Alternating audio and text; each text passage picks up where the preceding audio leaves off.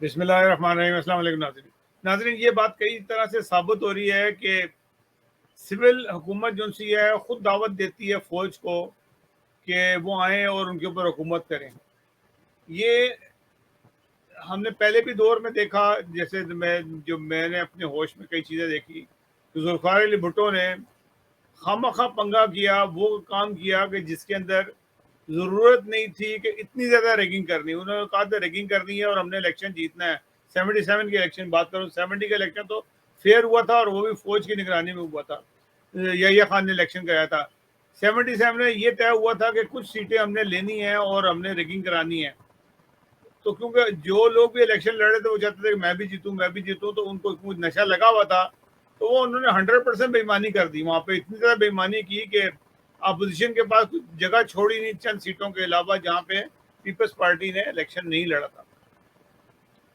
اور پھر مجبور ہو کے وہ کام کرنے لگے کیونکہ ذوالفقار علی بھٹو ایک ڈکٹیٹر تھے اور ان کی خاصیت تھی وہ فرعون ٹائپ کی یا حمان ٹائپ کی تھی کہ وہ ظلم کرتے ہوئے ان کو احساس نہیں ہوتا تھا کہ وہ کتنا ظلم کر رہے ہیں. تو اس کے بعد مشرف کا دور آیا کہ مشرف کے دور میں بھی مشرف نے خود ایک پنگا کیا، خود انہوں نے ایک چھڑخانی کی آرمی سے. اور جنرل مشرف جب سری لنکا کے دورے پہ تھے تو انہوں نے اس کو چینج کرنے کی کوشش کی، اور چینج بھی کس کو کیا کہ ضیاء الدین بٹ کو جو سے انہوں نے چیف آف آرمی اسٹاف بنا دیا IAS سے اٹھا کے، کیونکہ وہ ان کے ساتھ ریلیشن اچھے تھے.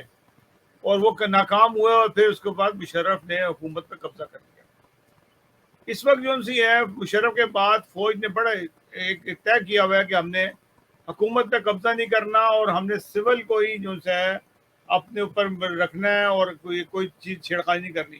لیکن میں یہ دیکھ رہا ہوں کہ مسلسل جب سے کئی مہینے سے دیکھ رہا ہوں، پہلے کہ فوج کے بارے میں مختلف باتیں ہوتی رہیں، پھر جنرل فیض حمید کے لیے اس قسم کی باتیں ہوتی رہیں خواہ کی، پھر اپنے جنرل باجوہ کے لیے، قمر جاوید باجوہ کے لیے کبھی مذہب تک کے لیے چھیڑے ہیں، کبھی کسی بات چھیڑے. ابھی بھی میں دیکھ رہا ہوں سوشل میڈیا پہ کہہ رہے ہیں کہ جی ان کا تعلق فلاں پارٹی جماعت سے.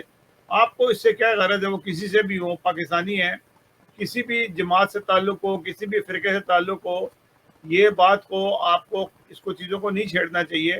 اور وہ دیکھنا چاہیے کہ اگر فوجی ہیں اور فوج کا کام صحیح کر رہے ہیں، اپنے ملک کا دفاع صحیح کر رہے ہیں اور اپنی جانوں کی قربانیاں کر رہی ہے فوج، تو آپ کو خاموش رہنا چاہیے. بہرحال یہ ابھی کل ISPR کے جو جنرل ہیں، جنرل بابر افتخار نے ایک پریس کانفرنس کی اور اس میں انڈائریکٹلی انہوں نے تھریٹ کیا. انہوں نے کہا کہ آپ باز آ جائیں، یہ حرکتیں مت کریں. ابھی پچھلے دنوں اپنے سے ہیں، یہ اپنے تو نہیں میں کہہ سکتا، یہ آصف علی زرداری نے کہا جب فیض حمید صاحب کا نام آیا، جنرل فیض حمید کا نام آیا، تو انہوں نے کہا یہ تو کھوٹے لائن لگے ہوئے ہیں. مطلب یہ انتہائی بے شرمی کی بات ہے، شرم آئی چاہیے ان کو. پھر اس مریم نواز جو سی ہے یا مریم صفدر ہے، وہ اس کو بار بار کالیں آ رہی تھی پشاور سے اور وہ یہی طرز کری جا رہی تھی اور انڈائریکٹلی اور ڈائریکٹلی بھی کئی دفعہ نام دیا. پھر میں ایک اور معصوم ہمارے پاس ہیں جو عمران خان صاحب ہیں، انہوں نے پچھلے جلسے کے اندر جیلم سے پہلے جو ایک جلسہ ہوا تھا اس کے اندر انہوں نے کلیئر کٹ کہا. انہوں نے کہا جی کہ میر جعفر جو تھا سراج الدولہ کا سپہ سالار تھا، اور کافی کچھ کہا انہوں نے. وہ میں پوری ڈیٹیل نہیں بتاتا کیونکہ میں نہیں چاہتا کہ یہ باتیں جو سی بہت زیادہ ہوں، لیکن 12 انہوں نے کہا.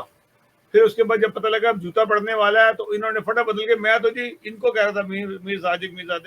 تو یہ سپہ سالار تو نہیں تھے نا، سپہ سالار تو صرف جنرل قمر جاوید باجوہ جن کو آپ کہہ رہے ہیں میر جعفر اور میر صادق. انہوں نے کیا میر جعفر والا کام کیا؟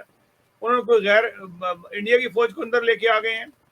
آپ سیاسی طور پہ اپنے لوگوں کو سنبھال نہیں سکے اور آپ کے لوگ جو سے بک کے وہاں چلے گئے. ابھی بھی بہت سارے لوگ ان میں بکنے کے لیے تیار ہیں، ان کی بولی نہیں لگی ہے.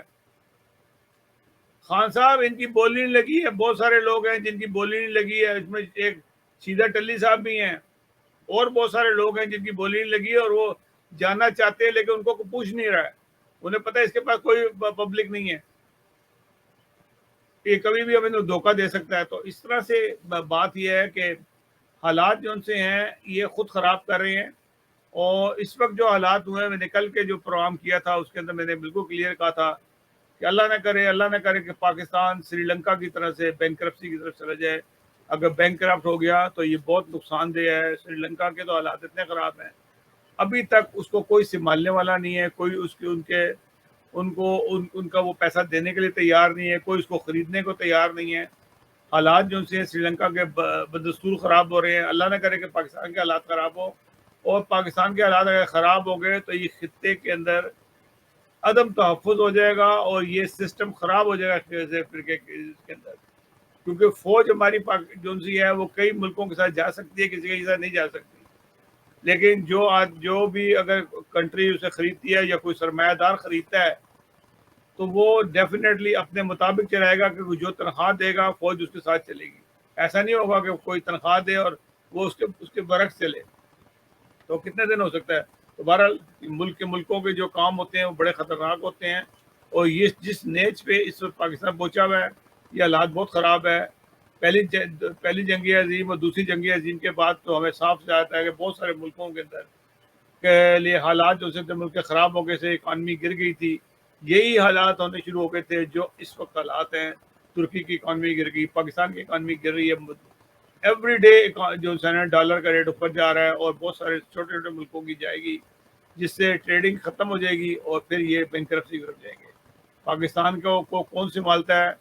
لگتا تو یہ ہے کہ شاید چائنا سنبھال لے، لیکن اگر چائنا سنبھالے گا تو پھر چائنا اپنے منصوبوں کے مطابق کام کرے گا، جو بیس بظاہر تو بہت اچھا لگتا ہے، لیکن پتہ نہیں ہماری قوم کو اس طریقے سے کام کرنے کی عادت پڑے گی کہ نہیں پڑے گی جس طرح سے چائنا میں کام ہوتا ہے.